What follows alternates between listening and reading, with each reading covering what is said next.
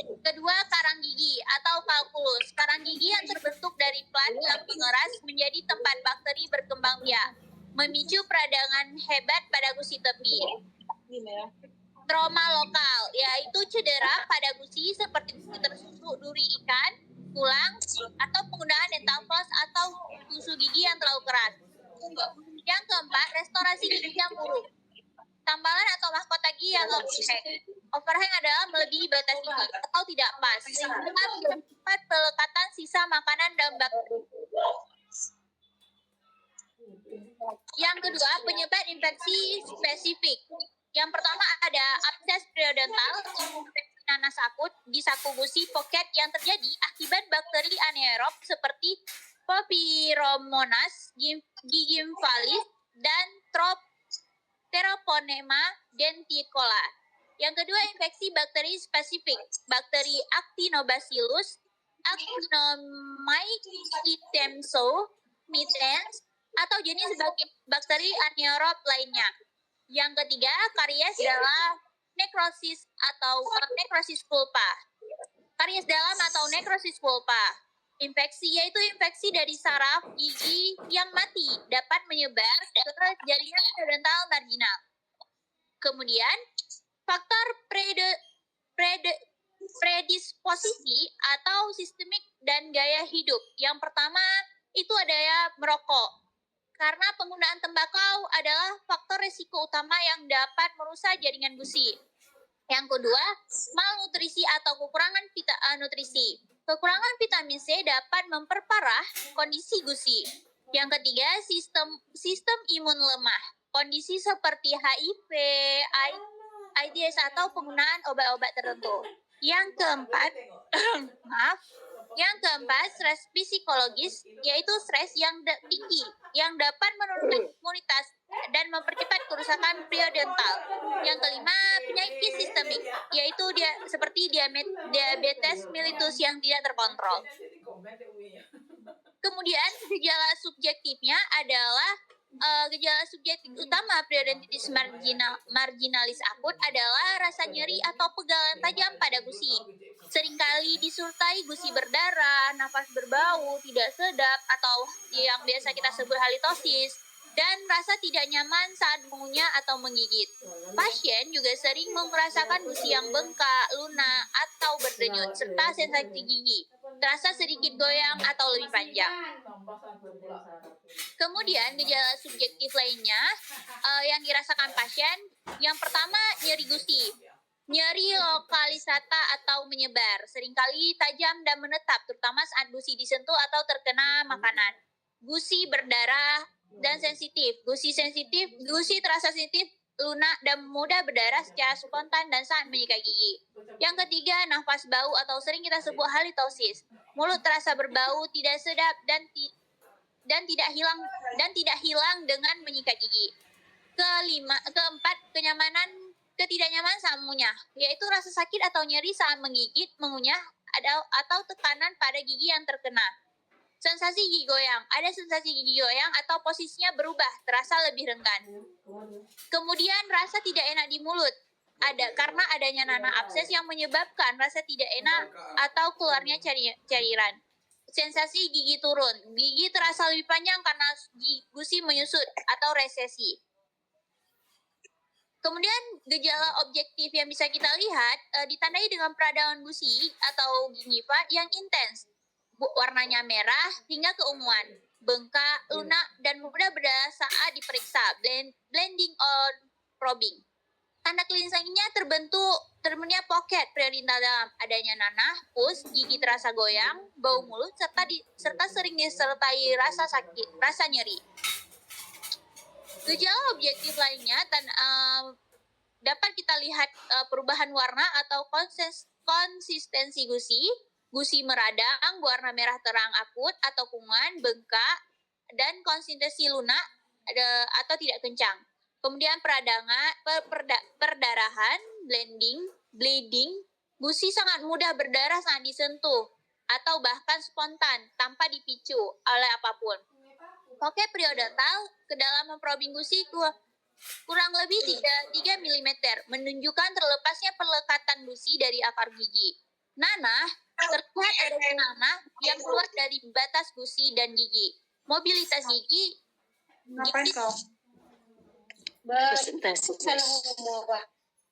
Mobilitas gigi terasa goyang atau bergeser akibat kerusakan tulang pendukung. Resesi gusi, gusi tampak menyusut, membuat gigi terlihat lebih panjang. Nyeri akut, gusi terasa sakit saat disentuh atau saat mengunyah. Halitosis, bau mulut yang tidak sedap. Yang kita lakukan untuk periodontitis akut adalah yang pertama, scaling atau root plate SRP darurat. Pembersihan plak dan karang gigi secara lokal di area yang terinfeksi untuk menghilangkan penyebab utama peradangan. Raising abses jika terbentuknya abses. Terbentuk abses atau kumpulan nanah, dokter gigi akan melakukan insisi yang drainage atau sayatan kecil untuk mengeluarkan nanah. Untuk melakukan drainage, melakukan pocket periodontal yang dengan kuret. Iritasi pocket, membersihkan area pocket periodontal dengan antiseptik, misalnya larutan sling atau chlorhexidine untuk mengurangi bakteri. Penyesuaian oklusi jika gigi terasa goyang dan nyeri saat menggigil. Dokter mungkin akan mengurangi beban oklusi penyesuaian gigi atau penyelesaian gigi gigitan. Manajemen nyeri dan pengobatan. Yang pertama ada antibiotik. Hanya diberikan jika ada tanda infeksi menyebar, terlihat kelenjar getah bening atau gejala sistemik seperti demam. Kemudian ada analgesik atau anti nyeri, peresepan obat analgesik dan antiinflamasi, peresepan obat pereda nyeri dan antiinflamasi seperti paracetamol, asam atau asam difenaman untuk mengurangi nyeri dan pembengkakan. Baik, sekian presentasi dari kami. Saya mau kembalikan kepada moderator. Mau kemana? Kau duduk sini dulu, biar aku cek dulu status semua ini. Karisma izin, tolong diamut. Sering bocor saya.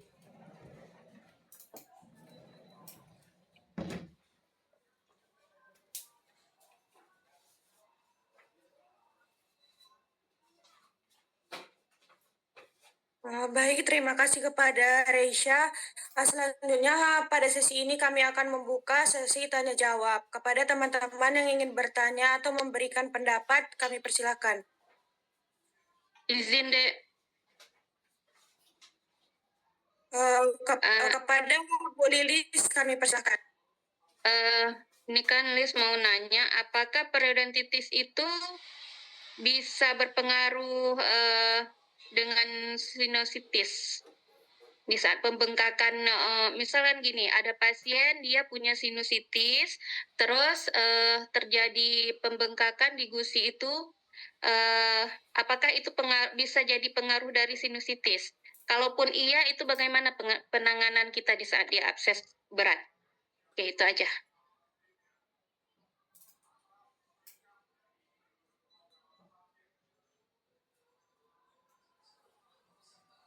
Kepada teman yang lain, apakah ada lagi yang ingin bertanya?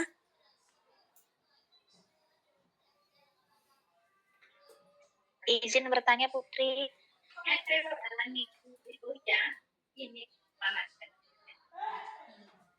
Kepada Kak Rafika, kami persilakan. Izin, baik, terima kasih. Tadi kan disebutkan penyebab periodontitis akut marginalis itu salah satunya yaitu kalkulus. Nah, kalkulus yang seperti apa yang bisa menyebabkan periodontitis akut marginalisnya? Terima kasih.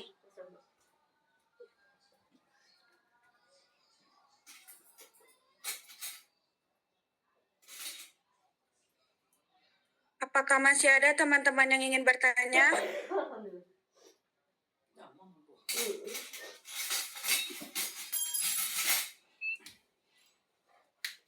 Teman-teman kepare, makan saya suka banget.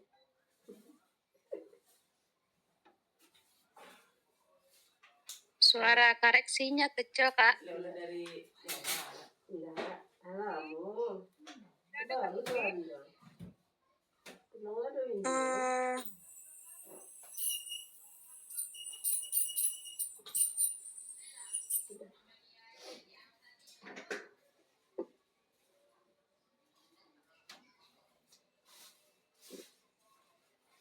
Mohon maaf, Kak Reksi, suaranya tidak terdengar. Kak.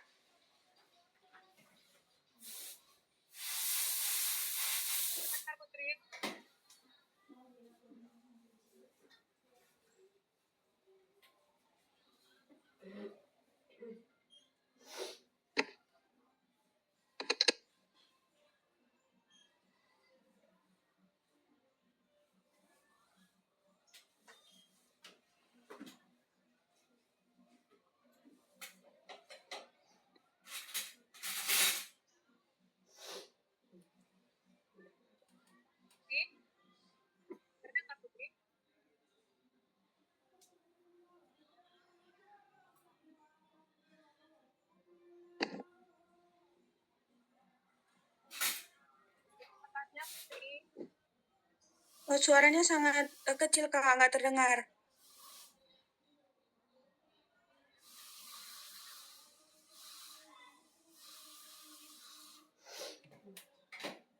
Lelet dari mana kan?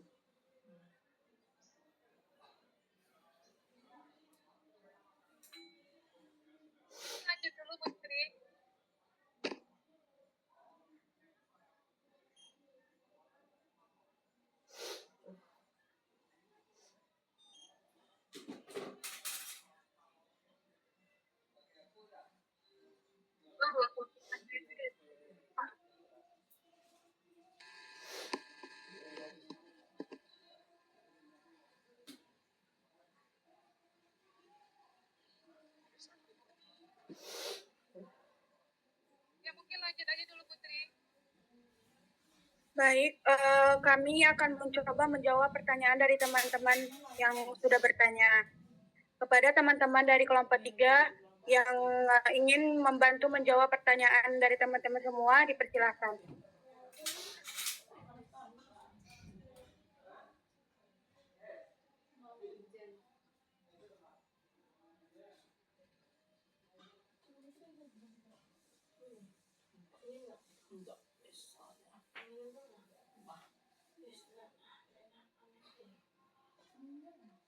Izin saya menjawab pertanyaan dari teman ini dari Risma Tamunan kelompok 3.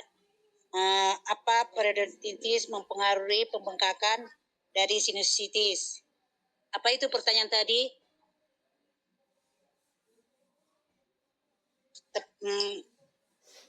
Tepatnya di atas ini pembengkakan periodontitis mempengaruhi pembengkakan dari sinusitis itu tepatnya di atas akar gigi rang atas.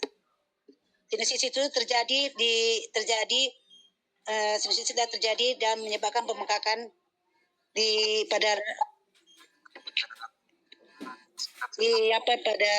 daerah di sekitar gigi rang atas, pengaruhi pada pembengkakan ya di celah atas akar gigi dan sinus yang kemudian ini bisa memperparah peradangan pada periodontitis yang sudah ada. Ini sinusitis itu jika pada gigi rang atas tidak bisa dapat diobati dan infeksi bakteri dari jaringan periodontal bisa menyebarkan ke sinus maxillaris melalui saluran ataupun celah antara akar gigi dan sinus. Ini kemudian micu atau mempengaruhi sinusitis dan membengkakkannya. Ini penanganan periodontitis kita konsultasi kepada dokter gigi. Terus itu kita melakukan pembersihan mendalam di sekitar pembersihan mendalam, baru itu perawatan bedah. Jika diperlukan, baru kita kita suruh pasien itu untuk menjaga kebersihan mulut secara teratur dengan menyikat gigi 2 kali sehari. Baru itu sinusitisnya itu kita konsul ke dokter spesialis THT untuk mendapatkan diagnosis atau pengobatan yang tepat untuk pasien tersebut. Sekian dan terima kasih dari saya masukannya.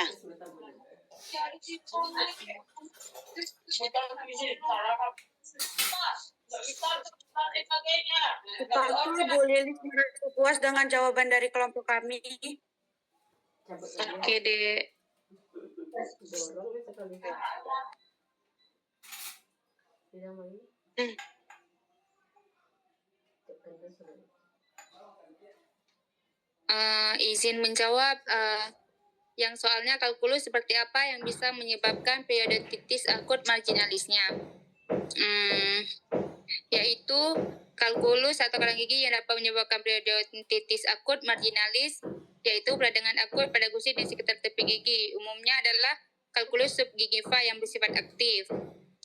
Kalkulus ini memiliki karakteristik khusus yang memicu respon inflamasi akut, seperti lokasi di bawah gusi atau subgingiva, permukaan kasar dan poros, aktif secara mikrobiologis, konsistensi keras dan gelap, dan kumpulan bakteri. Apakah bisa diterima? Tanya dari Baik, terima kasih.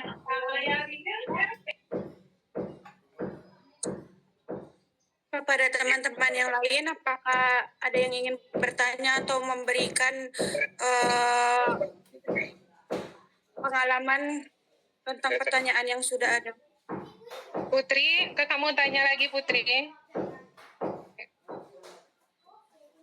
Udah dengar Putri? Sudah Kak. Ya. Baiklah, nama saya Reksi Endika dari kelompok 3B RPLB. Yang mau saya tanyakan, apakah pasien yang mengalami periodontitis marginalis dipastikan dia mengalami resesi gingiva atau tidak gitu? Atau sebaliknya, resesi gingiva itu dipastikan dia periodontitis marginalis atau tidak? Itu aja.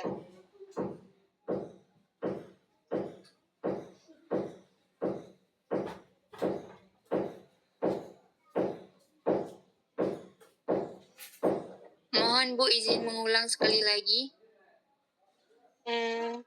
Apakah pasien yang mengalami periodontitis marginalis dipastikan dia mengalami resesi gingiva?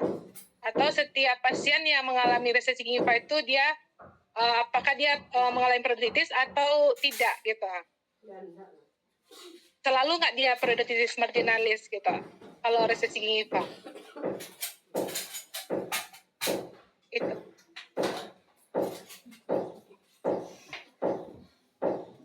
Izin bertanya Bu Putri. Silakan Bu Mena. Ya, terima kasih Putri. Saya ingin bertanya, itu apa perbedaannya periodontitis kronis dengan periodontitis akut? Terima kasih Bu Putri. Baik Bu. Sedang Zoom ya.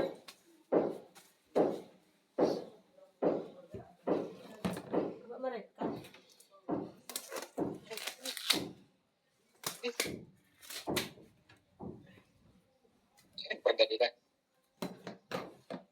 Potong temannya.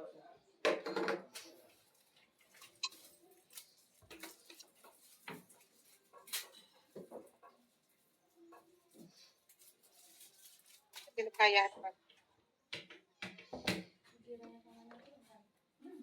Jadi itu yang jawab. Saya jawab.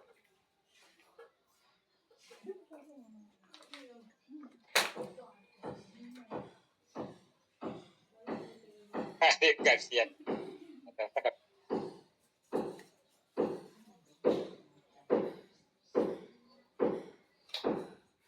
Izin menjawab dari Bu Reksi Endika. Apakah pasien yang mengalami periodontitis marginalis dipastikan mengalami resesi gingiva atau tidak? Jawabannya tidak selalu. Pasien dengan periodontitis marginalis tidak otomatis pasti mengalami resesi gingiva, meskipun keduanya sering berkaitan. Periodontitis marginalis adalah peradangan jaringan penyangga gigi yang ditandai dengan kehilangan pelekatan dan kerusakan tulang alveolar. Sedangkan resesi gingiva adalah kondisi ketika tepi gingiva bergeser ke arah apikal sehingga akar gigi terekspor. Apakah bisa diterima Bu Reksi? biasanya kan Bu, resesi gingiva ini terjadi karena kerusakan tulang alveolar gitu kan. Periodontitis marginalis kan penyebabnya ada kerusakan pada tulang alveolar. Jadi kan memang ada hubungannya menurut saya gitu.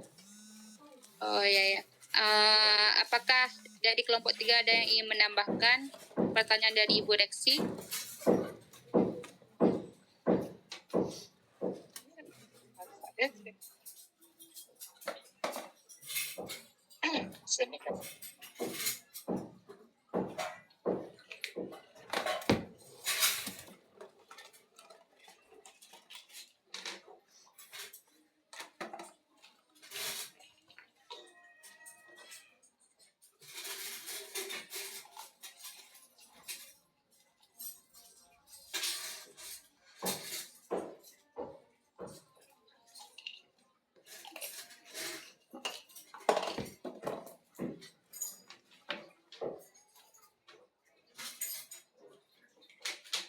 Izin menambahkan Ibu Putri.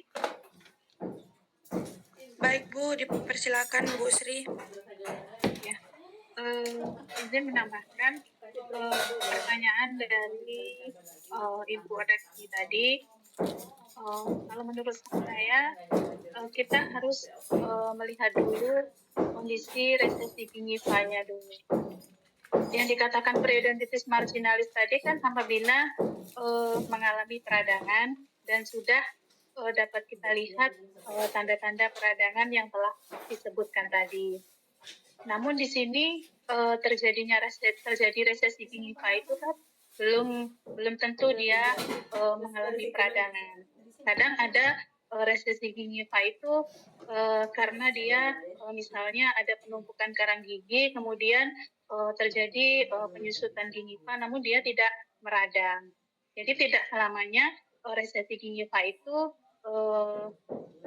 disebut dengan periodontitis marginalis. Tapi resesi gingiva yang meradang itu bisa dinamakan dengan periodontitis marginalis. Mungkin seperti itu. Terima kasih. Berarti kalau pada berarti pasien yang mengalami resesi gingiva, berarti dia ada yang periodontitis marginalis, ada yang sehat gitu. Itu maksudnya kan? Ya, begini Bu. Apaan beda?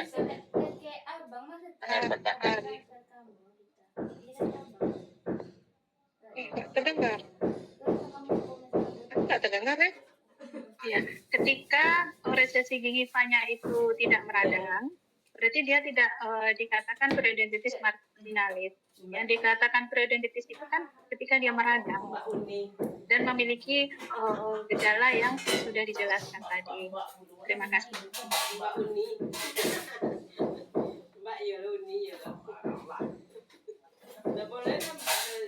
Izin boleh menambahkan, Bu? Silakan Bu Mena. Iya, terima kasih Bu. Kenapa tadi kan nampaknya resesi gingiva ya pada kasus periodontitis itu, kenapa tidak semua periodontitis tampak pada resesi gingiva? Itu menurut saya itu karena kadang-kadang kehilangan pelekatan bisa muncul sebagai itu pocket dalam tanpa resesi itu ya, gingivanya masih tebal ya gitu ya. Kemudian satu lagi itu resesinya tanpa pocket dalam. Nah, jadi itulah menyebabkannya agak perbedaan resesi itu bisa nampak atau tidaknya pada periodontitis marginalis. Demikian Bu, terima kasih.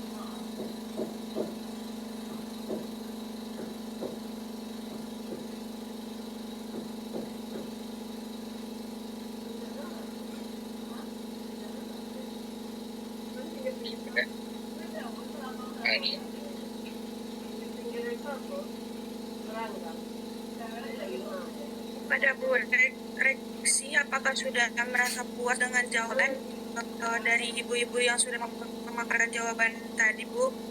Ya, sudah Putri. Baik, terima kasih Bu. Selanjutnya kami akan menjawab dari pertanyaan dari Bu Mena. Pada teman kelompok 3 yang ingin membantu menjawab pertanyaan dari Bu Mena, kami persilakan.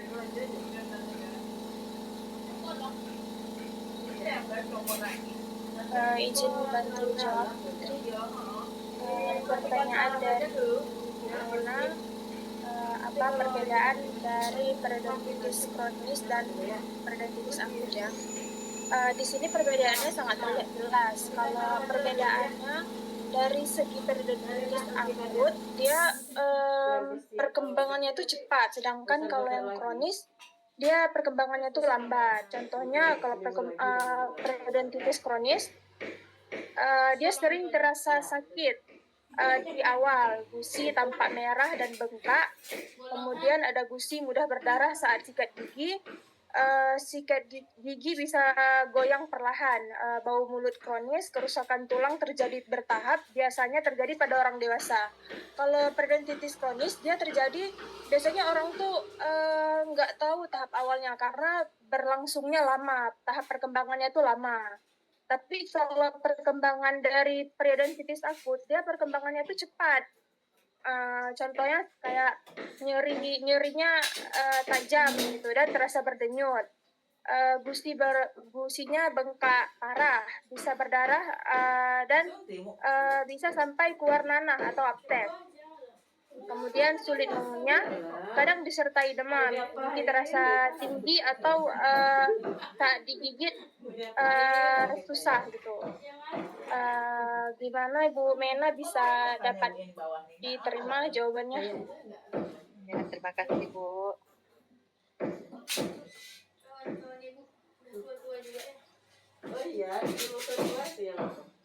Mungkin cukup sekian dari kami. Kurang dan nyangkanya kami mohon maaf. Wassalamualaikum warahmatullahi wabarakatuh. Waalaikumsalam warahmatullahi wabarakatuh. Mungkin sebelum kita masuk ke kelompok 3B tentang periodontitis apikalis ya, supaya nanti ada kesamaan persepsi kita, maka kita sedikit kita gambarkan itu apa sebenarnya periodontitis marginalis ya. Jadi kalau periodontitis itu kan peradangan dari jaringan penyangga gigi. Nah, kalau kita sebagaimana kita ketahui bahwa jaringan penyangga gigi itu kan meliputi gusi ya atau gingiva, kemudian serabut-serabut periodontal, sementum dan tulang alveol.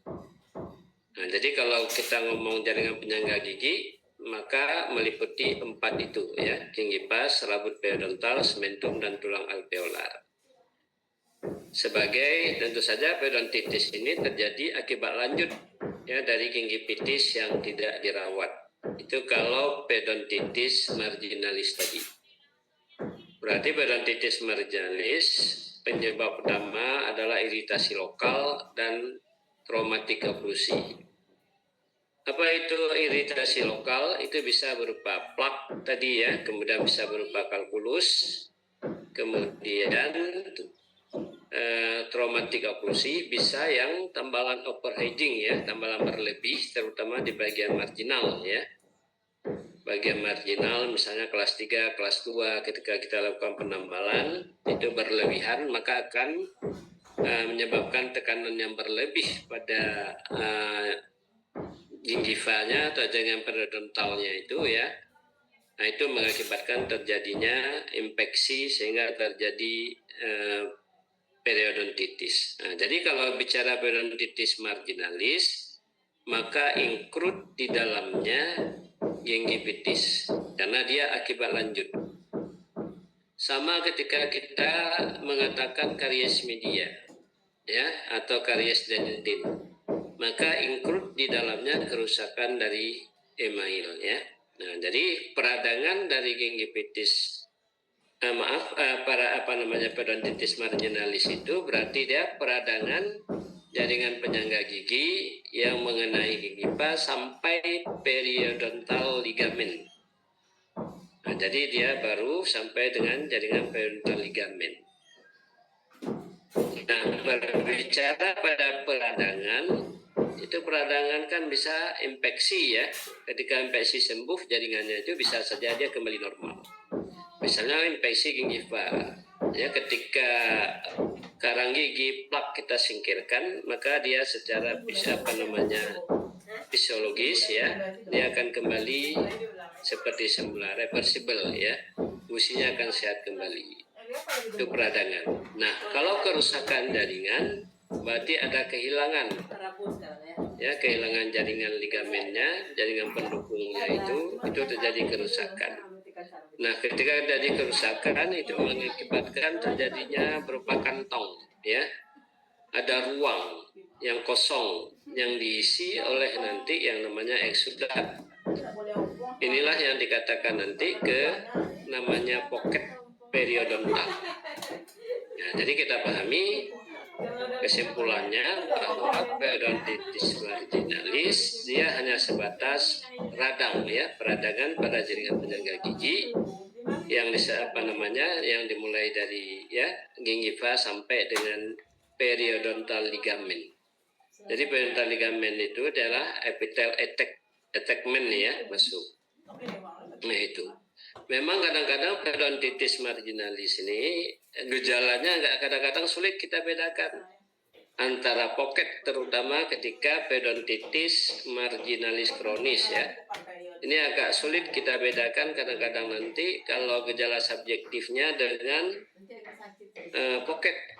Ya, misalnya bau tidak enak, ya. Kalau dia periodontitis marginalis sudah kronis, ya itu nanti sudah merasa baunya tidak enak, ya, kemudian rasa gatal pada gingiva ketika dicongkel, ya, pakai tusuk gigi itu semakin enak kalau sudah kronis. Nah, yang kita bicarakan tentu tadi yang akut, ya. Kalau yang akut, ya, bau ini belum kecuali infeksi berat, ya. Nah, ini nanti baru dia akan mengeluarkan eksudat, itu akan ada bau, ya, bau atau halitosisnya. Kemudian rasa sakit sekali kalau dia akut, rasa sakit di dalam tulang, ya, artinya di ligamen periodontalnya, di jaringan pendukung giginya itu. Nah, kalau dia kronis sampai dengan penderita itu suka menghisap, ya. Nah, hampir sama dengan pocket. Nah, tapi pocket itu sudah ada kerusakan, ya, sudah ada jaringan nekrotik yang hancur. Ligamen-ligamennya itu sudah hancur, tidak hanya sekedar peradangan. Nah, jadi sudah hancur dia, ya, sudah nekrotik, dalam arti tidak akan mungkin kembali. Makanya pocket itu susah hilang dia, ya. Nah, kalau ada gatal dia masih infeksi, dia masih sebatas peradangan pada jaringan periodontal. Nah, ini dia nanti bisa kembali, ya. Bisa sembuh dia periodontitis marginalis ini. Tapi kalau sudah pocket, sudah kerusakan jaringan ligamennya itu sudah menghilang, ya, sudah putus, sudah nekrotik. Nah, itu sulit, ya, karena ruang yang kosong selalu diisi oleh substrat sisa makanan, ya, jaringan leukosit yang hidup dan mati yang disebut dengan eksudat itu. Kemudian tadi ada yang bertanya apa beda akut, ya, dengan kronis. Jadi kalau akut itu baru, ya, baru terjadi, kalau baru terjadi peradangan dia, ya, sehingga kalau yang kronis tadi karena dia sudah lama itu, ya, kerusakannya, ya, sudah seperti orang TBC juga dia, ya, kalau dia baru pertama sekali itu dikatakan masih akut dia. Tapi kalau sudah dia divonis sebagai penderita TB, ya, itu kambuh hilang itu sudah kronis. Nah, sama seperti pulpitis kronis, kadang sakitnya ringan, ya, bisa dia tahan. Nah, jadi tingkat virulensi kumannya itu tidak seganas akut. Nah, jadi kalau akut itu, ya, jelas menimbulkan sakit yang amat sangat, ya, di dalam tulang kalau periodontitis marginalis ini. Nah, tapi kalau sudah kronis itu rasa sakit tidak begitu terasa lagi, ya, sudah biasa. Kenapa dia bisa kronis? Apabila daya tahan tubuh penderitanya itu baik, ya, tinggi, nah, dia nanti itu bisa menyebabkan ke kronis, kemudian tingkat patogenitas dan prevalensi kumannya juga rendah, ya, tidak seganas pada saat akut, sehingga dia bisa kronis. Artinya respon kecil walaupun terus menerus, ya. Nah, itu. jadi kalau kita lihat secara objektif, kalau di periodontitis marginalis ini, dia akan terlihat ya gusinya seperti gingivitis. Karena tadi memang peradangannya itu dimulai dari gingiva sampai dengan ligamen. Ya, artinya ligamen itu kan di dalam ya, peradangannya pada jaringan pendukung gigi ya, yang menghubungkan sementum dengan tulang alveol itu terjadi peradangan. Nah, kemudian di bedanya dengan pocket, kalau di sini terlihat nanti seperti ada pocket di periodontitis marginalis ya, tapi yang disebut dengan pocket yang fisiologis. Pocket fisiologis pada prinsipnya sulcusnya itu tidak dalam, masih pada posisi ya lebih kurang 2 mm itu. Tetapi yang menyebabkan itu melebihi, kalau diukur dengan periodontal pocket, dia melebihi dari 2 mm ya, atau dikatakan itu pocket, itu karena ada pembengkakan gusi ya, pembengkakan gusi sehingga seakan-akan adanya kedalaman sulcus, padahal tidak. Ini disebut dengan itu nanti pocket fisiologis namanya ya. Sebenarnya dia tidak pocket, tapi ketika diukur itu pocket. Sama seperti orang berdiri di misalnya jam 8 ya di Ulele itu ya, di laut Ulele itu tempat pemandian itu airnya misalnya selutut ya, kemudian dia berdiri sampai dengan jam 10 itu nanti di tempat yang sama dia berdiri itu naik pasang ya, airnya itu sudah mungkin di pinggangnya ya. Nah, bukan berarti dia sudah berjalan ke tempat yang dalam, tapi dia masih di tempat yang sama tadi, tapi airnya yang naik ya. Begitu surut nanti normal lagi dia. Jadi begitu infeksinya sembuh dia akan normal lagi.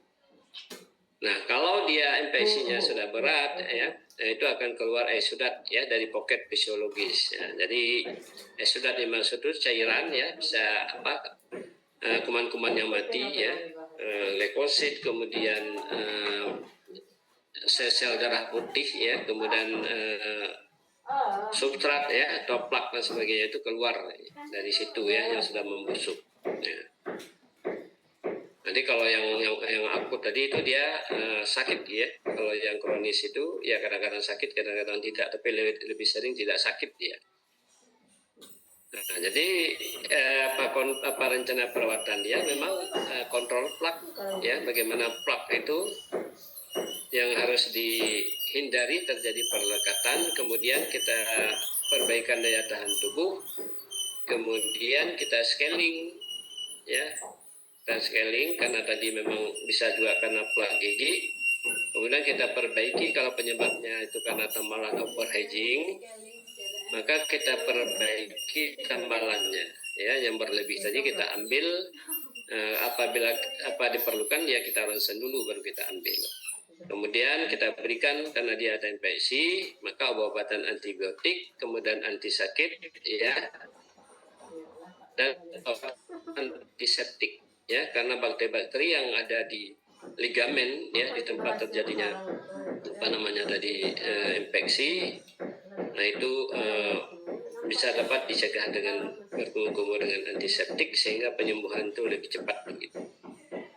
Kemudian tadi ada beberapa pertanyaan ya, yang tadi saya rasa sudah sebagian besar sudah dijawab ya, terkait yang pertama tadi apakah pulpitis itu berpengaruh pada sinusitis ya?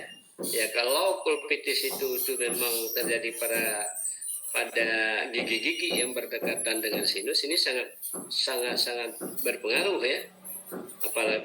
Karena memang dia kan terjadi perluasan ya dari infeksi, terutama itu pada periodontitis apicalis nanti ya, yang peradangannya di ujung apek gigi itu mungkin nanti akan dibahas di kelompok B ya. Nah itu, jadi perluasan itu sering disebut dengan ODS ya, odontogenic sinusitis ya.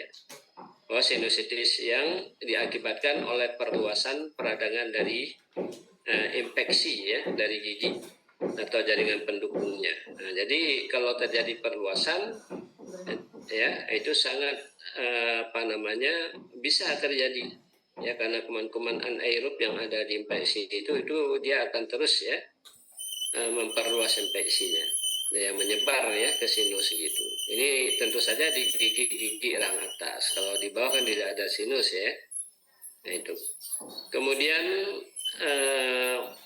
apakah tadi pulpitis marginalis bisa menyebabkan terjadi resesi gingiva ya?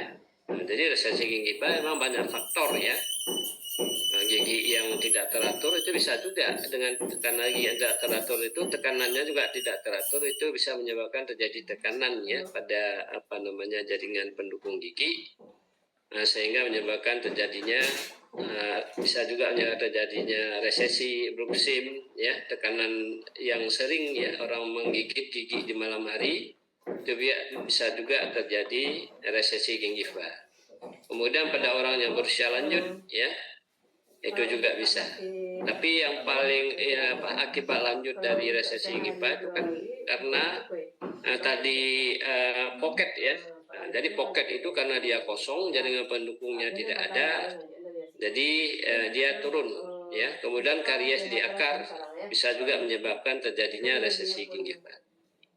Nah, penggunaan alat-alat tusuk gigi yang salah itu juga bisa menyebabkan kerusakan jaringan pendukung ya, sehingga mengakibatkan terjadinya resesi gingiva.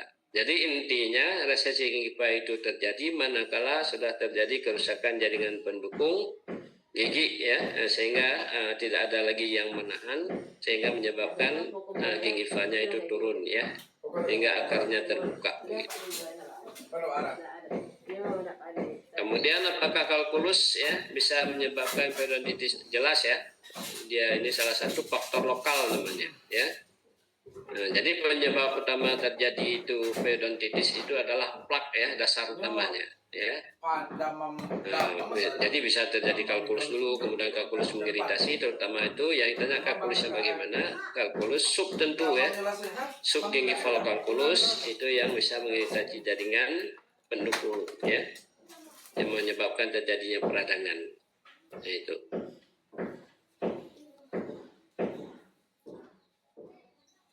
Baik, ada lagi yang lain yang tadi sudah yang mungkin ditanya yang belum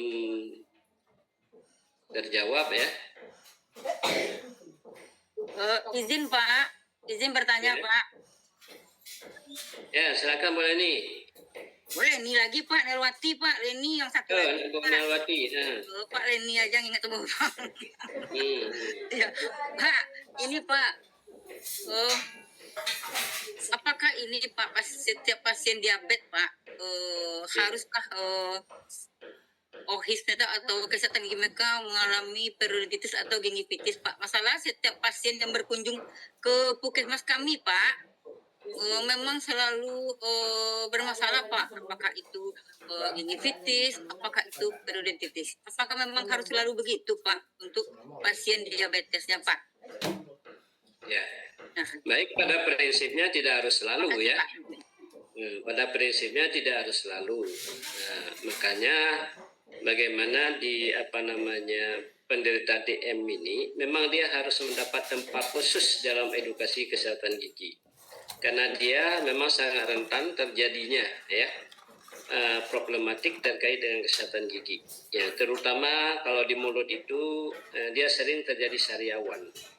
Ya, manakala dia oral hygiene-nya jelek itu sariawan sudah bentar dia. Kenapa? Karena daya tahan tubuh terutama ya. Orang DM ini kan dia mengatur makan, mengurangi makan ya. Jadi karbohidrat sebagai zat tenaga, vitamin sebagai daya tahan tubuh dia itu tidak terkontrol, tidak bisa terpenuhi ya. Bisa gliko dia dan sebagainya. Nah, jadi maka rentan dia terhadap problematik terkait dengan kesehatan gigi dan mulut ya. Nah, kenapa di mulut ini sangat rentan? Karena memang kan 17 jenis mikroorganisme itu kan ada di mulut ya. Ada di mulut itu. Nah, baik itu patogen maupun patogen gitu.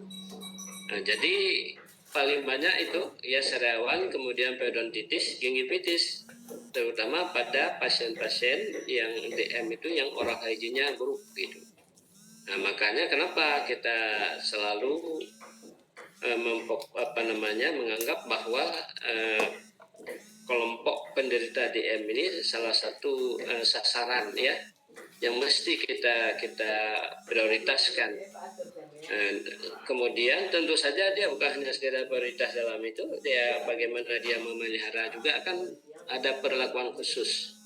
Misalnya kita menganjurkan menyiapkan sikat gigi yang agak lembut misalnya ya, itu menyikat gigi jangan terlalu keras. Kemudian jika kita melakukan pemeriksaan juga kalau ada akar gigi atau karies ya, karies yang tajam, nah itu harus segera dihaluskan. Kalau dia dalam kondisi DM yang tinggi, tentu kita kan tidak bisa melakukan anestesi terutama ya, atau pencabutan gigi. Jadi kita akar-akarnya atau karis-karis yang tajam itu ditumpukan, dihaluskan sehingga tidak berpotensi pada terjadinya lesi pada lidahnya. Jadi memang betul-betul harus dijaga. Karena apabila terjadi gingivitis dan periodontitis, pasien DM-nya sulit dia sembuh ya, sulit dia sembuh. Jadi itu mungkin Bu Nawati ya. Mungkin ada yang lain, yang teman-teman lain ya. Oke Pak, terima kasih Pak. Assalamualaikum Pak. Izin bertanya. Saya Irma Ebe Merasa dari FPED. Jadi saya salah satu pengidap penyakit autoimun. Jadi jaringan periodontalnya gigi saya goyang semua itu Pak.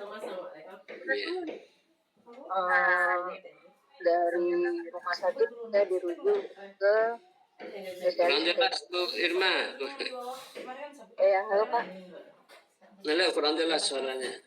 Dari rumah sakit saya dirujuk ke spesialis stereo. Terus di situ penanganannya di situ dibilang penyebabnya karena dari penyakit autoimun saya. Itu gimana tuh Pak? Maksudnya perawatannya tuh untuk kedepannya gimana tuh Pak? Ya. Mungkin saya agak kurang ininya tadi ya, suara agak putus-putus. Yang bisa Bapak tangkap bahwa Bu Irmi menderita penyakit autoimun ya. Ya Pak, betul Pak. Autoimun dengan gigi itu hampir seluruhnya goyang gitu ya. Memang kalau autoimun kan lebih rentan ya dibandingkan dengan yang ini lagi tadi DM ya.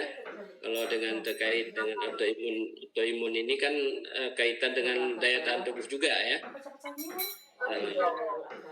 Jadi memang perawatannya itu tidak bisa kalau autoimun kita lakukan mandiri oleh dokter gigi atau DGM, dia harus melibatkan juga ya spesialis. Kalau biasanya kan ada di spesialis penyakit dalam ya. Ya, saya autoimunnya terkontrol memang Pak. Cuma kemarin itu nggak tahu kalau ada berhubungannya dengan gigi, tiba-tiba gigi saya bawah itu goyang semua. Nggak tahu kalau ada berhubungan dengan antara autoimun dengan gigi itu. Ternyata dimakan pulang gigi saya tuh hilang semua. Ya, itu ada hubungannya memang Bu. Kalau jadi penyelesaiannya memang harus melibatkan dokter spesialis ya, internisnya. Tidak bisa kita langsung nanti scaling kemudian ya. Belum tentu bisa menyelesaikan masalah dia, kecuali memang ya kalau oral hygiene-nya kan pasti mungkin Ibu kan pasti lebih baik lah ya. Terjaga memang Pak, orang itu tiba-tiba aja kayak gitu Pak. Berarti kita harus kontrol ke dokter autoimunnya ya Pak. Iya.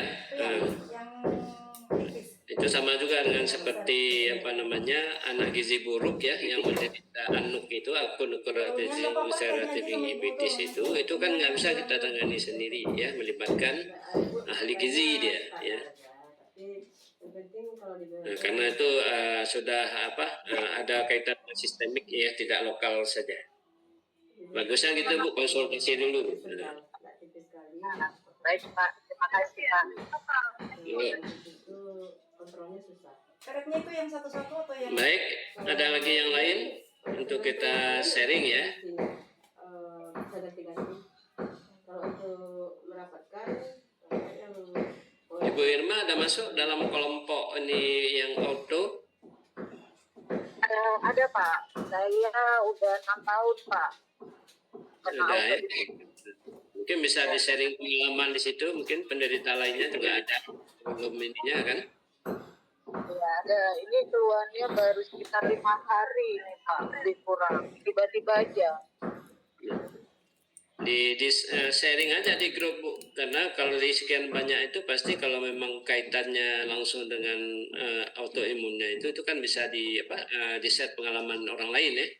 Saya dulu sembuhnya begini, kemudian saya pergi ke sini, ya, untuk memperkaya pengalaman ininya kita saja, ya, wawasan kita.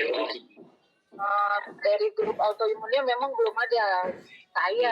Saya yang baru ngalamin itu. Biasa kita mata, jantung, yang dimakan itu.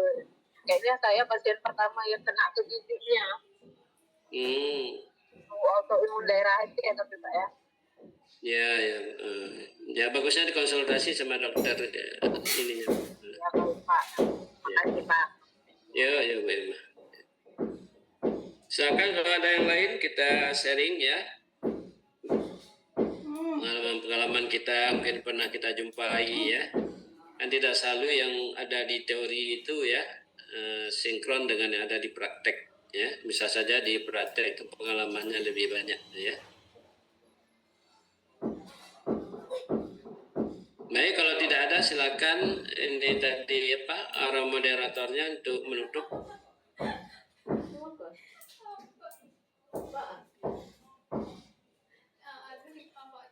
Mana Febri tadi?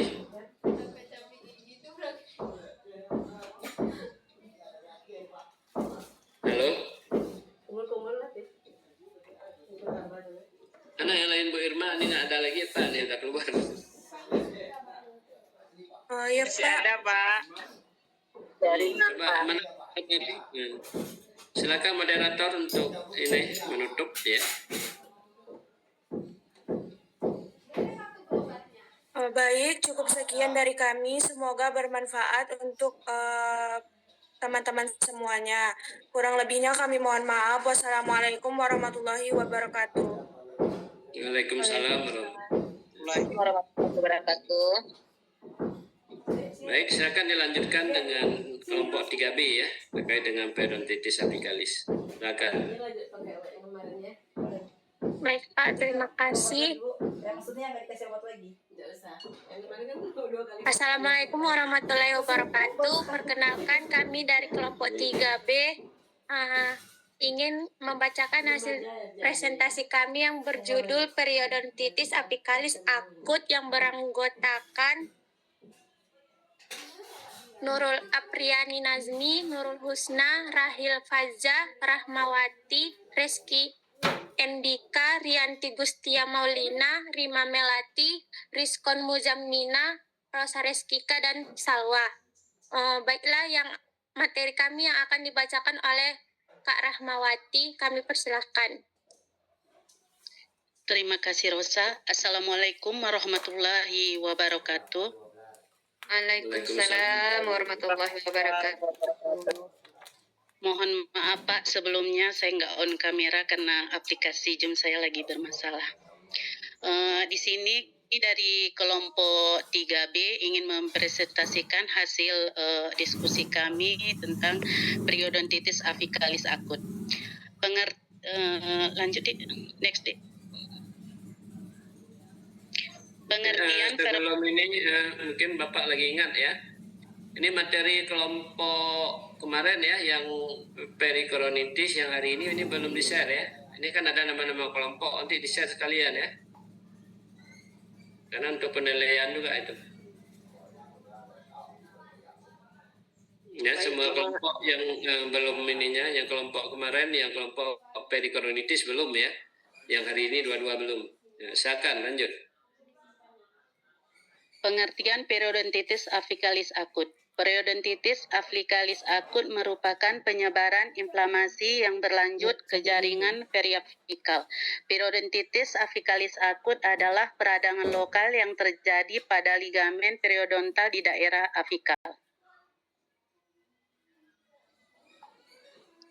Penyebab periodontitis afflicalis akut. Penyebab utama dari periodontitis afflicalis akut adalah iritasi yang berdifusi dari vulva yang terinflamasi ke jaringan periafikal meliputi mediator inflamasi dari vulva yang terinflamasi, irreversible atau toksin bakteri dari vulva nekrotik. 2. Iritasi pada jaringan periodontal juga bisa disebabkan oleh iritasi fisik seperti restorasi yang hiperolusi, hiperolusi,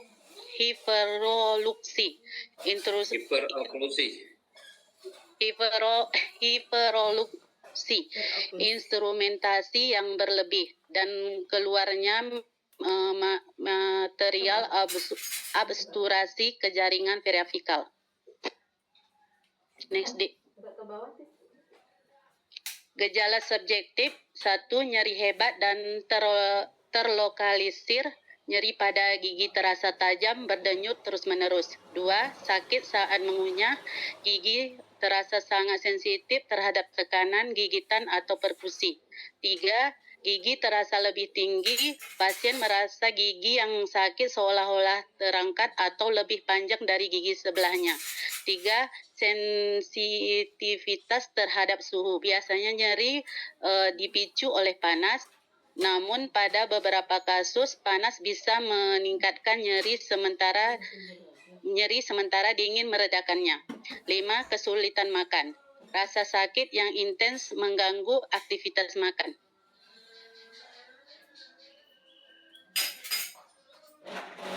Gejala objektif. 1. Tes perkusi atau palpasi positif. Gigi terasa sangat sakit saat diketuk atau perkusi atau ditekan di daerah gusi, ujung akar, atau palpasi. 2. Mobilitas gigi. Gigi mungkin terasa goyang atau mobile. 3. Vulva nekrotik atau mati.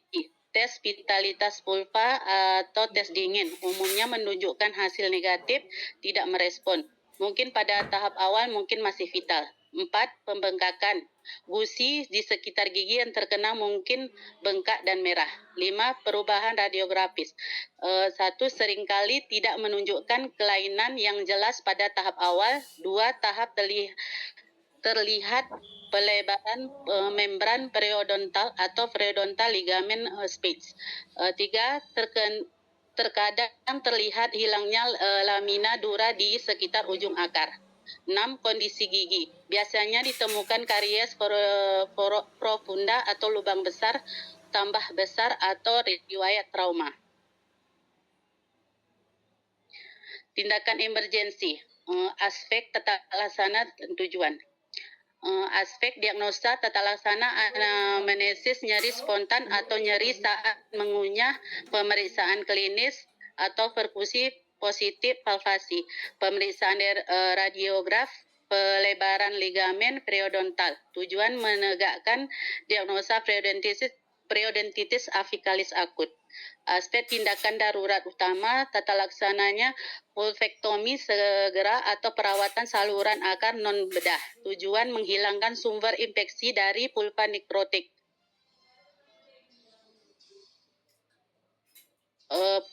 Aspek mengurangi nyeri, tata laksananya pemberian analgesik NSAID seperti ibuprofen atau paracetamol. Tujuan mengurangi nyeri dan inflamasi. Penata laksanaan abses, tata laksana inisisi dan intranisi bisa terdapat abses periafikal. Tujuan mengurangi tekanan dan pembengkakan. Antibiotik tata laksana tidak diberikan rutin diberikan bila terdapat tanda infeksi sistemik atau demam, pembengkakan luar, limfadenitis. Tujuan pencegah penularan infeksi sistemik.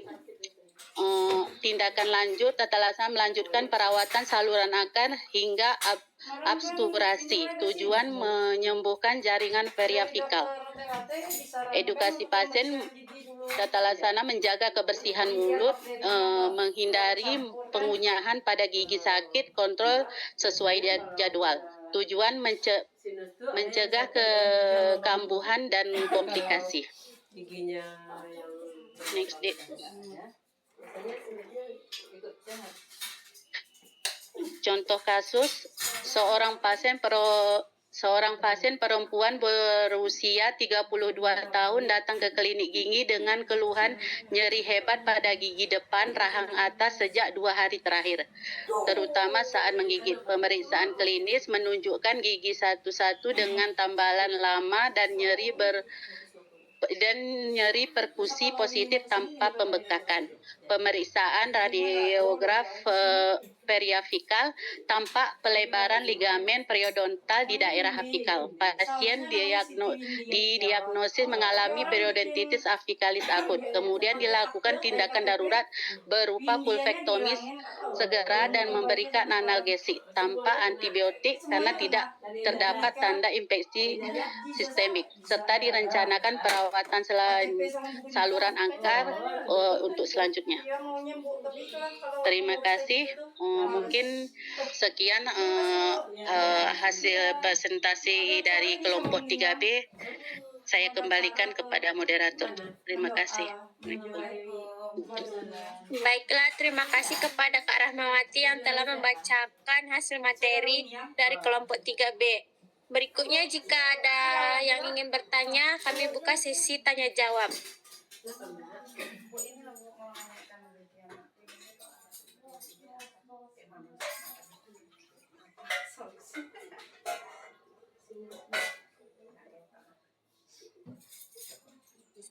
Ya, kepada Kakak Febri Yolanda kami persilahkan. Baik, terima kasih untuk waktu dan tempatnya. Saya Febri Yolanda Putri dari kelompok 1B ingin bertanya kepada kelompok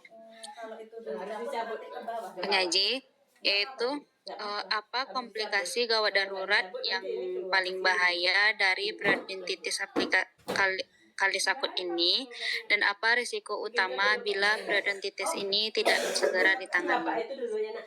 Bapak yang di luar dulu ya. Ada. Nggak ada pasien lagi.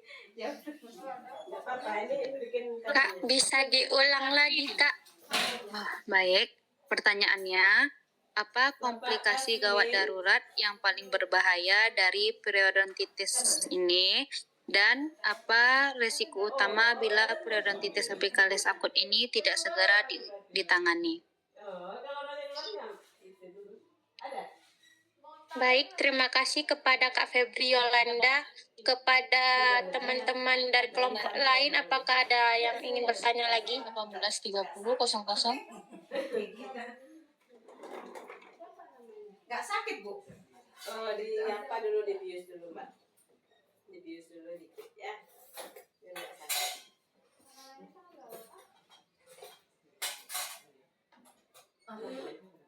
Kepada Kak Sri Wahdini kami persilahkan.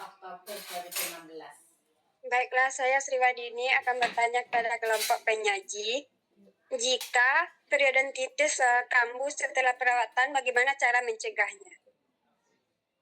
Terima kasih.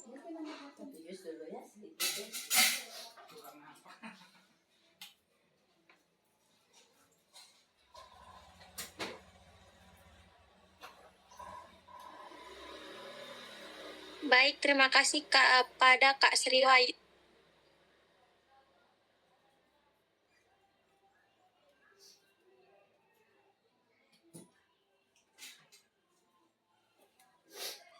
Bentar ya, Mbak ya.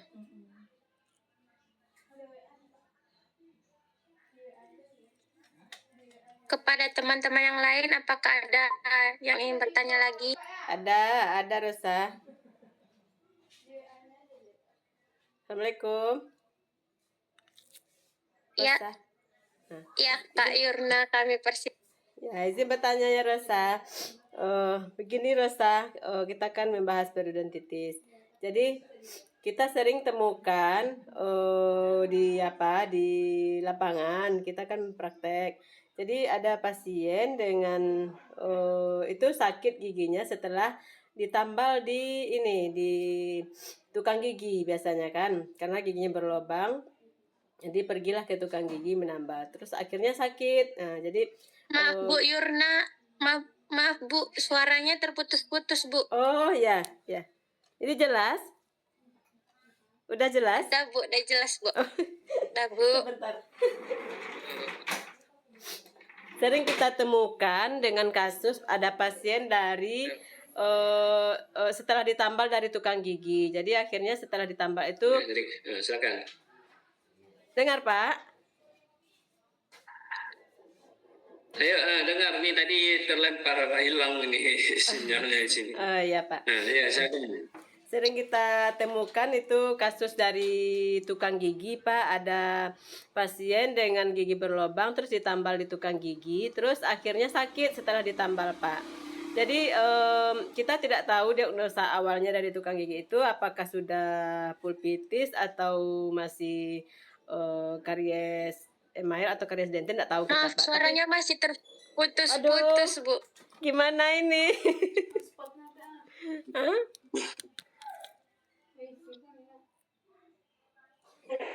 Oh, udah dengar? Pelan ngomongnya Bu. Coba pelan-pelan Bu. Udah? Udah dengar? Ya, ulangi lagi ya. Sering kita temukan, gini Pak, Rosa, sering kita temukan kasus tambalan dari tukang gigi. Jadi Bu, kita masih terputus-putus Bu. Masya Allah. Yang lain aja dulu. Nggak dengar ya? Aja di room chatnya Bu. Ah ya, boleh di roomnya aja. Di chat aja ya.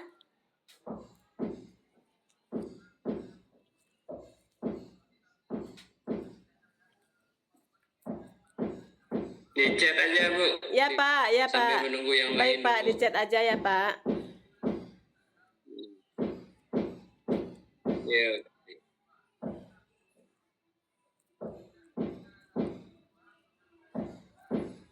Silakan yang lain. Kepada empok lain yang ingin bertanya kami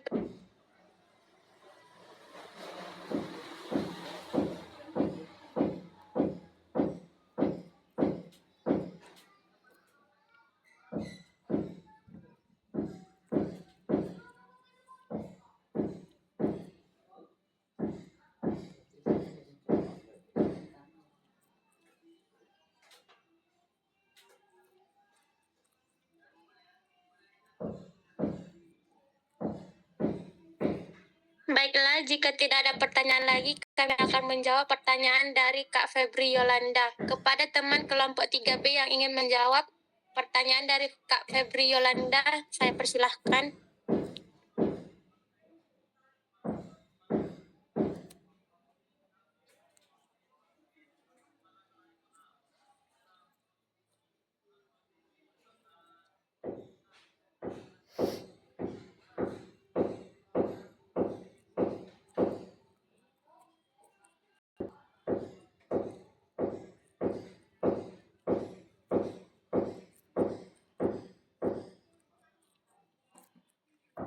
Itu ya Mbak ya.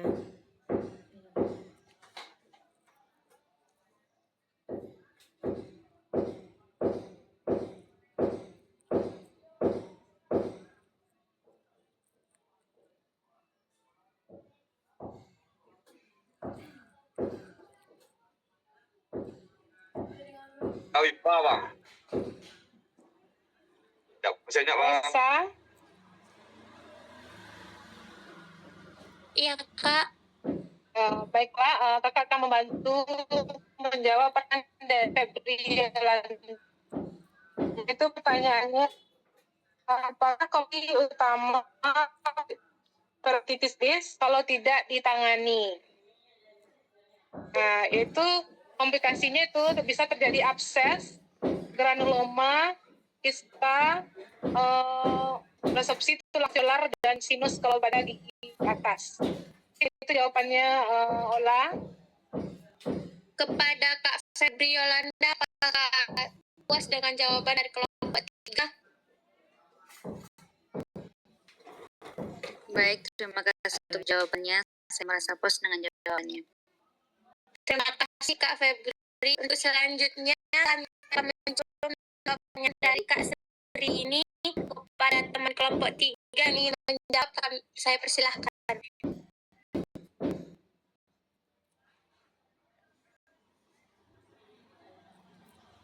Saya Rianti Gustia Maulina dari kelompok 3B ingin pertanyaan dari Kak Sri Wahdini. Bagaimana cara mencegah periodontitis apikalis yang akut? Bagaimana cara mencegah kekambuhan periodontitis apikalis akut? Jadi menurut saya jawabannya periodontitis apikalis akut dapat perawatan apabila sumber infeksi belum benar-benar hilang atau terjadi kebocoran bakteri kembali ke saluran akar.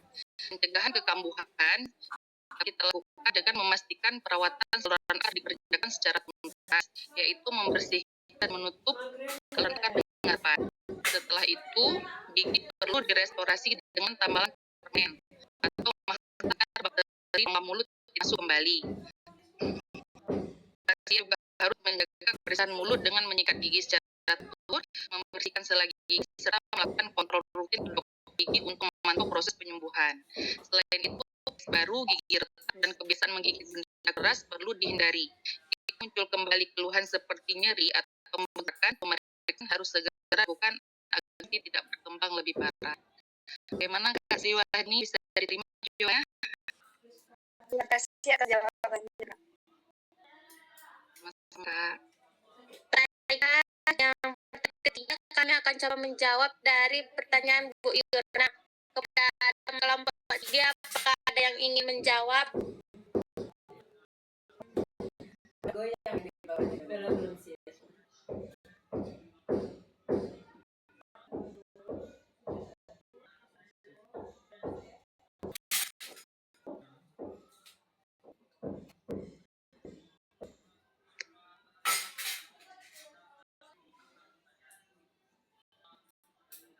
Halo, Stana.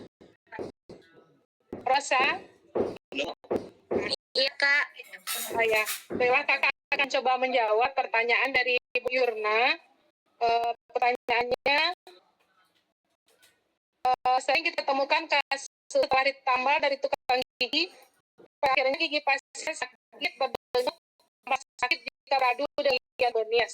Gusi di sekitar gigi merah, apakah ini termasuk periodontitis apikalis? Memang itu sering terjadi, Bu Yurna. Di puskesmas kami juga sering seperti itu. Gigi yang sudah ditambal kadang terasa sakit di saat beradu dengan gigi antagonis atau digunakan waktu mengunyah makanan. Biasanya di puskesmas dokter meresepkan antibiotik, analgetik, dan anti peradangan, dan pasien disuruh setelah obat habis, biasanya 5 hari disuruh ke puskesmas lagi. Kalau masih sakit, berarti gigi harus perawatan saraf gigi gitu. Memang tidak bisa ditambal lagi tambal biasa gitu maksudnya, Bu. Apakah puas, Bu Yurna? Ya, baik, terima kasih. Apakah timbul lagi pertanyaannya? Apakah nanti bisa dilakukan drenase atau perawatan saluran akar untuk apa selanjutnya, sedangkan mahkotanya masih bagus? Iya, kalau kan walaupun mahkotanya masih bagus, berarti kan dia memang nggak bisa lagi digunakan. Berarti ada peradangan di jaringan penyangga giginya, makanya dia sakit digunakan waktu mengunyah makanan. Biasanya kalau pasien balik, kalau udah minum obat tidak sakit lagi, berarti tambalannya bisa dipakai. Selanjutnya tidak perlu dibongkar lagi. Tapi kalau tidak, biasanya kalau di puskesmas kami dirujuk itu ke untuk perawatan saraf gigi. Terima kasih. Itu, Bu. Ya, Bu.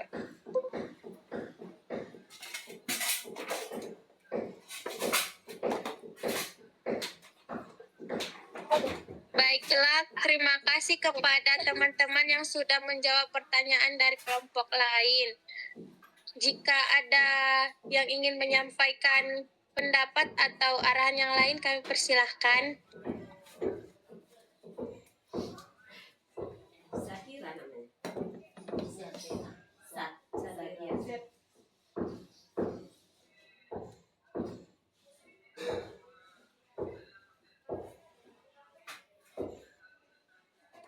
Jika tidak ada, kami tutup hasil presentasi kami dari kelompok 3B. Terima kasih. Assalamualaikum warahmatullahi wabarakatuh. Waalaikumsalam warahmatullahi wabarakatuh. Baik ya. Nah, tadi memang Bapak sempat tidak mendengar tadi paparan dan beberapa pertanyaan dari kelompok lain ya.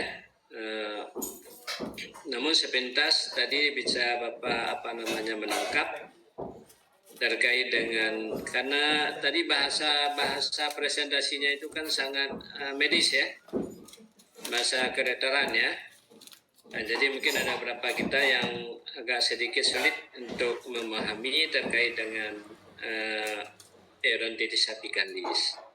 Nah, mungkin Bapak bisa meresume terkait dengan materi tadi dalam bentuk dan bahasa yang bisa kita lebih mudah kita pahami ya. Bahwa periodontitis apicalis itu ya, jadi kalau dilihat dari periodontitis apicalis akut, berarti periodontitis peradangan pada jaringan penyangga. Apicalis itu menunjukkan tempat ya, atau proses terjadinya melalui apikal ya. Jadi dia prosesnya melalui apicalis. Nah, kalau tadi periodontitis marginalis, maka periodontitisnya itu terjadi melalui marginal, pinggir sekeliling gigi ya. Nah, kalau apicalis berarti terjadi melalui apikal, berarti harus terjadi karies dulu ya, karies dulu.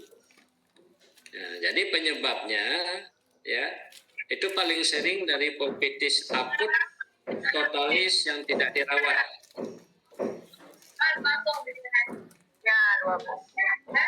Itu ada bocor ya. Ada bocor, tolong di ini mute.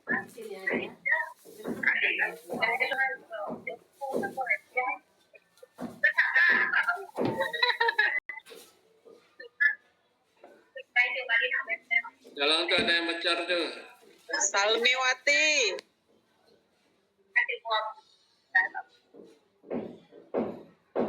Ya, nah, jadi penyebab utamanya itu pulpitis akut totalis.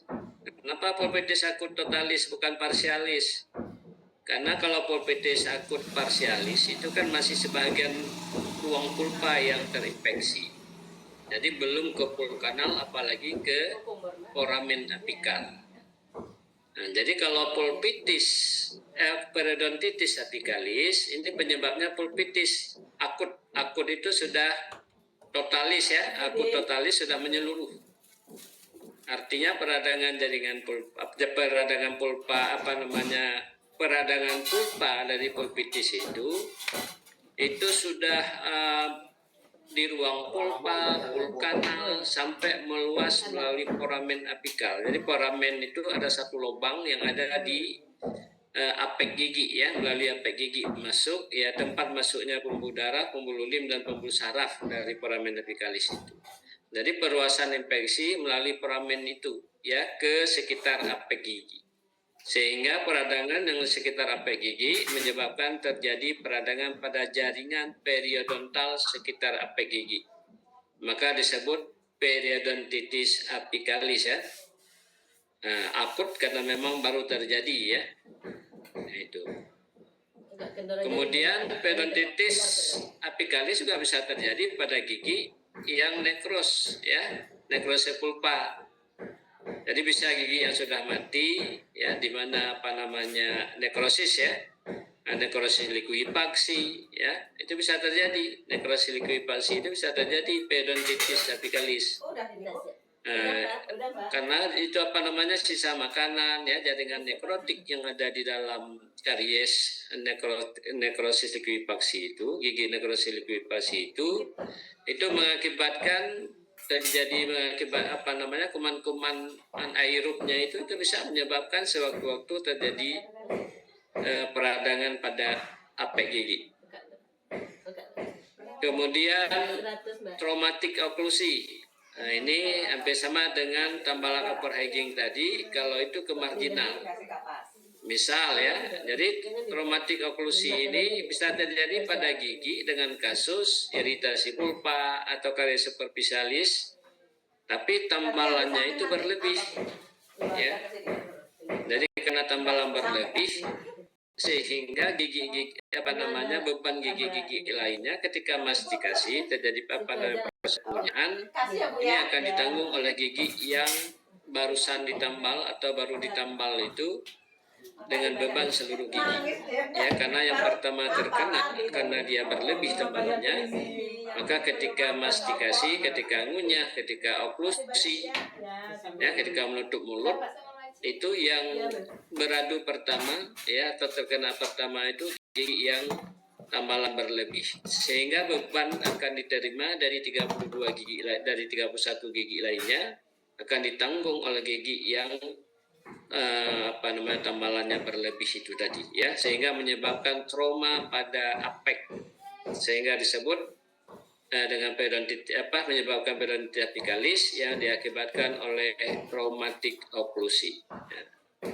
Jadi kalau karena disebabkan oleh tambalan berlebih, maka gigi itu nggak perlu langsung dibuka tambalannya, nggak perlu langsung dicabut, nggak perlu dicabut ya, apalagi dia memang kariesnya kan karies kecil ya, masih karies iritasi pulpa ya, kasusnya diagnosisnya iritasi pulpa atau karies superficialis.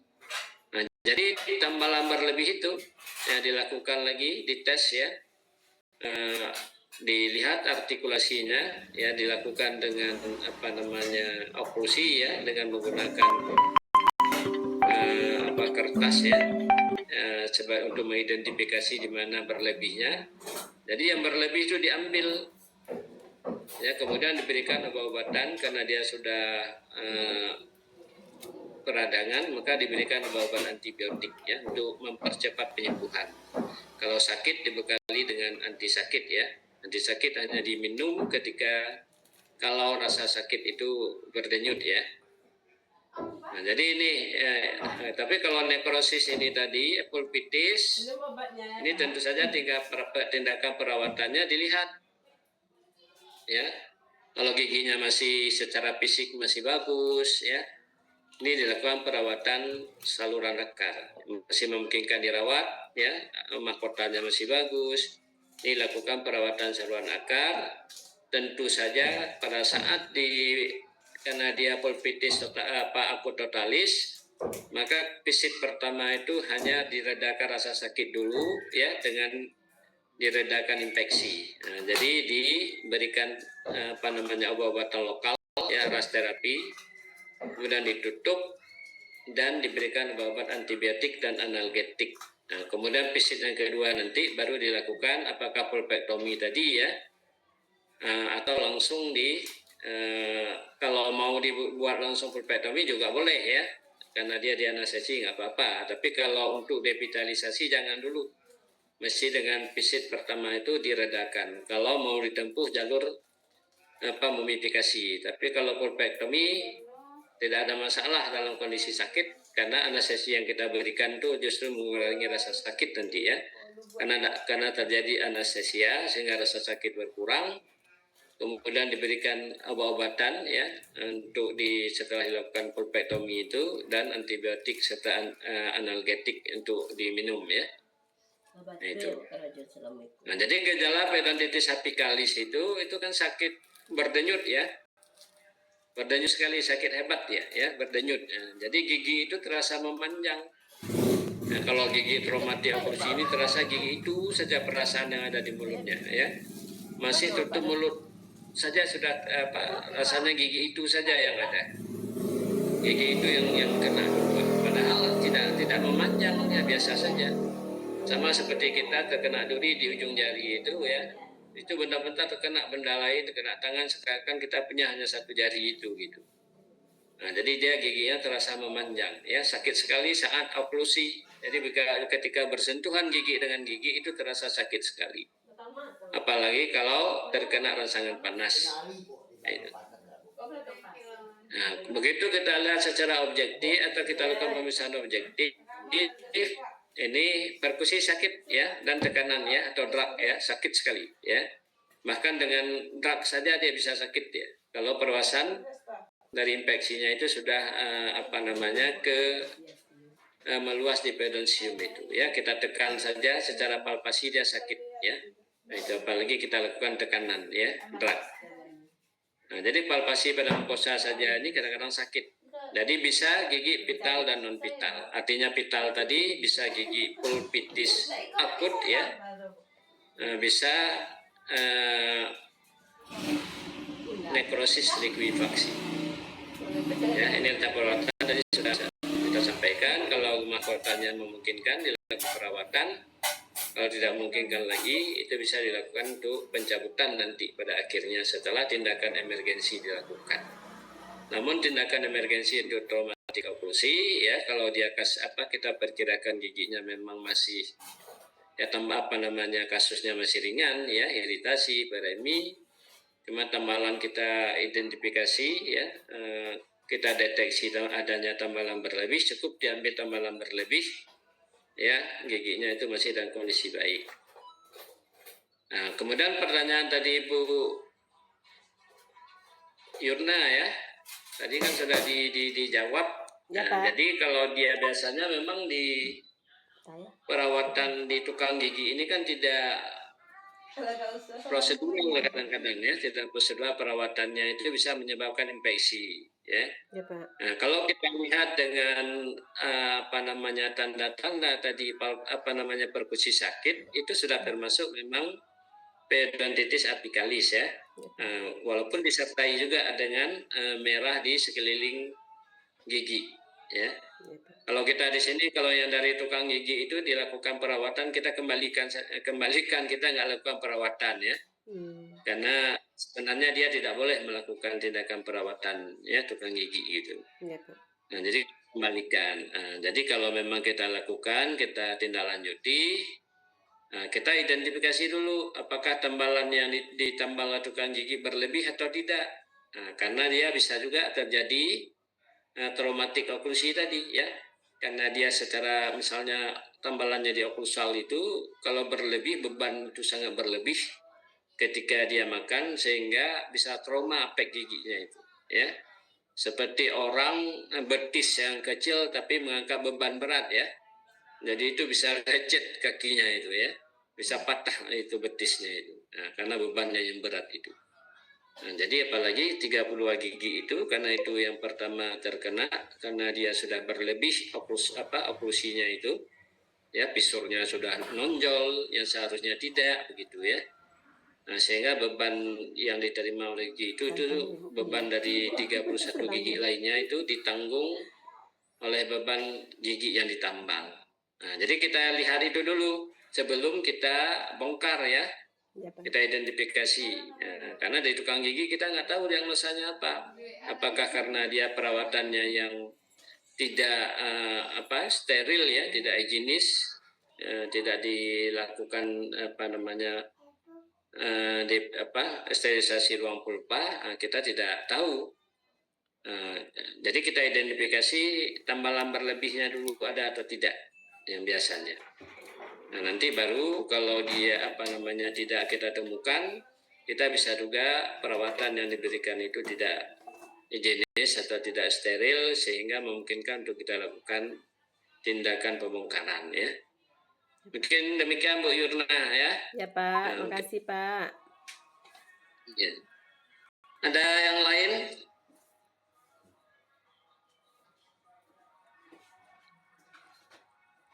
Ada, kalau tidak ada silakan moderator untuk menutup ya sesi diskusi kita hari ini. Besok yang kelompok 4 ya, yang untuk terakhir kita ya. Iya, Pak.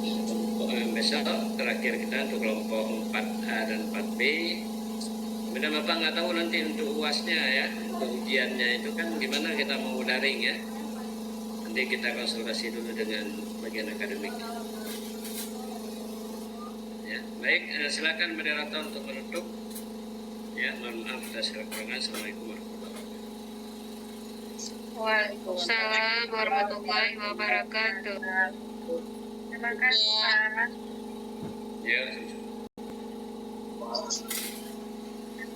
Ya, sudah ditutup tadi ya.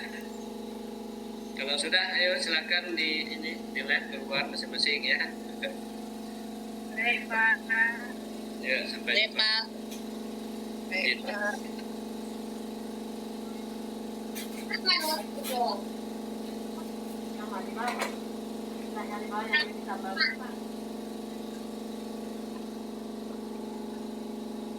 Ada absen kita.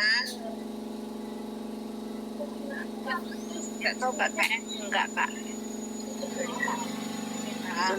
Habis Alif kan?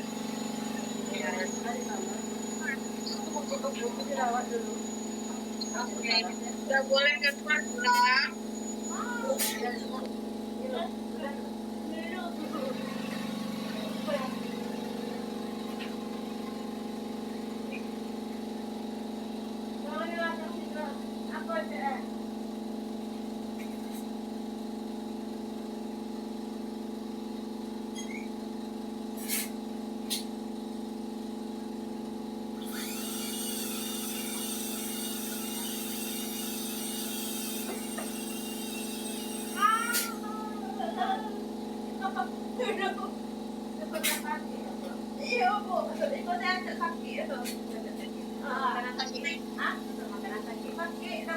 Besar Kak Resma.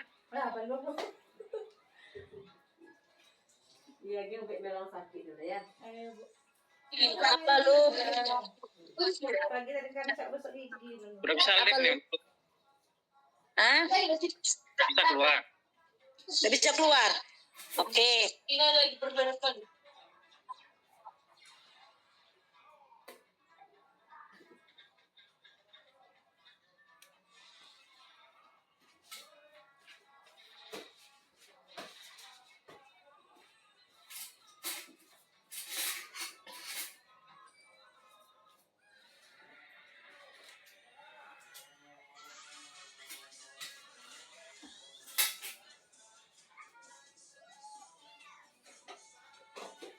Itu diulang balik ya?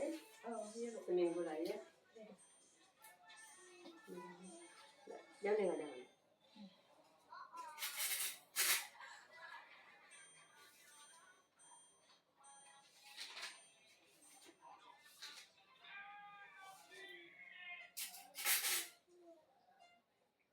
Mbak lihat Mbak.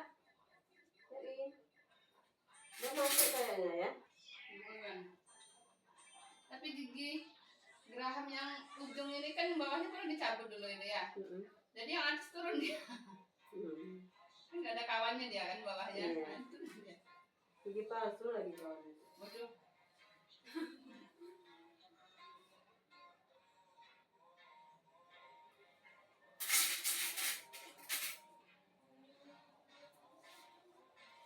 Nyamuk kan? Tak kabur saja.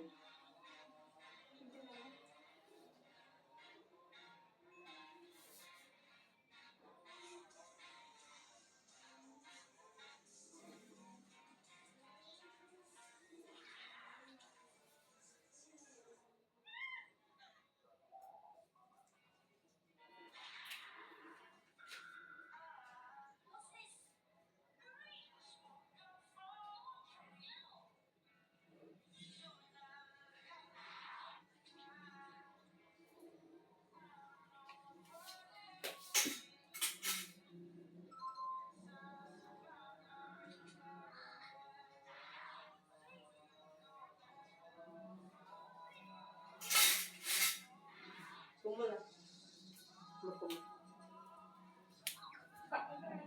Itu aja.